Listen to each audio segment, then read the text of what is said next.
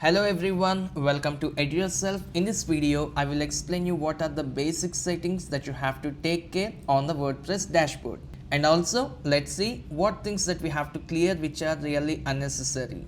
Alright, now on the Hostinger dashboard page, we have to click on the dashboard tab. Here we can see a lot of stuff, right? We don't know what are these. Remember, once we have installed the WordPress, there are few things that by default we will be seeing on these pages. So let's quickly click on screen options and then let's disable what we are seeing on this particular page. Now once we do that, we can see a brand new page and our mind will be very fresh. Now once we have completed the activity on the dashboard, let me quickly navigate to the next icon. And here we see some of the default things given by WordPress and I want to delete them. I want to clear everything. Now it went to the trash and even from the trash, we want to clear it. And once we have completed the posts, let's get into pages. And here by default they have given some information and I want to delete that from here, as well as once it is deleted from here, let's get into the trash and then let's empty the trash. And then let's navigate to plugins page.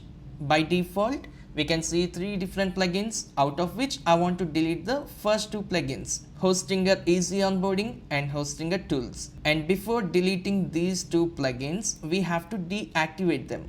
Alright, so I have selected these 2 plugins and then we have to click on bulk actions and then we have to click on deactivate and then we have to click on apply. We can see the color has been changed from blue to white and now we got an option to delete. I have selected these 2 plugins and then click on bulk actions and then let's delete these 2 plugins. The more number of plugins that we have on the dashboard, the website will be a little bit slower. So it's always good to keep very less plugins. Now let me click on apply and then let me click on OK. And there we have one more plugin, Lightspeed Cache.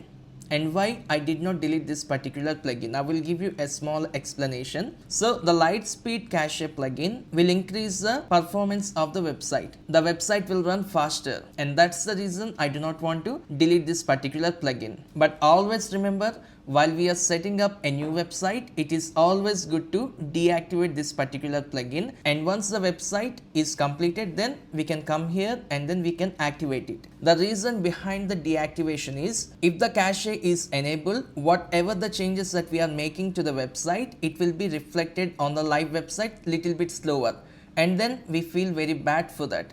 In order to see the changes lightning fast, we have to deactivate this particular plugin while we are setting up the website. I hope you understand the reason behind it. So let me quickly click on deactivate. Alright, now it is done. And now I quickly would like to click on settings.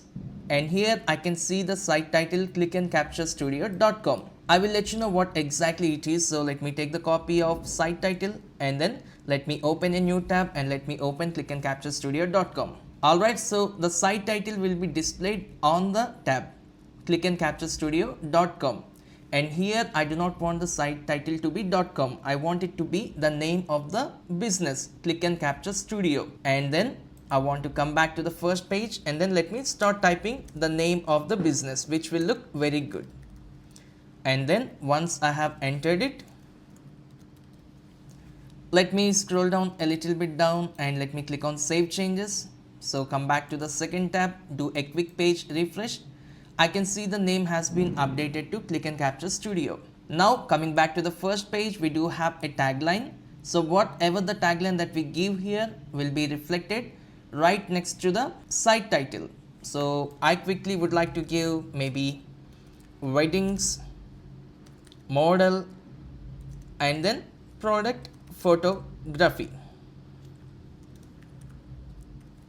And then let me scroll down a little bit, click on save changes, come back to the second page, do a page refresh. We can see the tagline has been added here. Alright, I hope you understand why we have to make these 2 changes. And quickly I would like to come to permalinks, and here always remember that it is good to select the post name, but sometimes it will be on the custom structure where we can see a lot of other stuff written here, which is not good, because whenever we click on a certain page, the page name have to be reflected, and that's the reason make sure that the post name option has been selected by default. So these are the basic settings that we have to do before we start setting up a website. If you really feel that this video is helpful, please continue watching the entire digital marketing course, and also please refer these sessions to your friends and families who loves to learn digital marketing, and I'll see you in the next video. Thank you so much.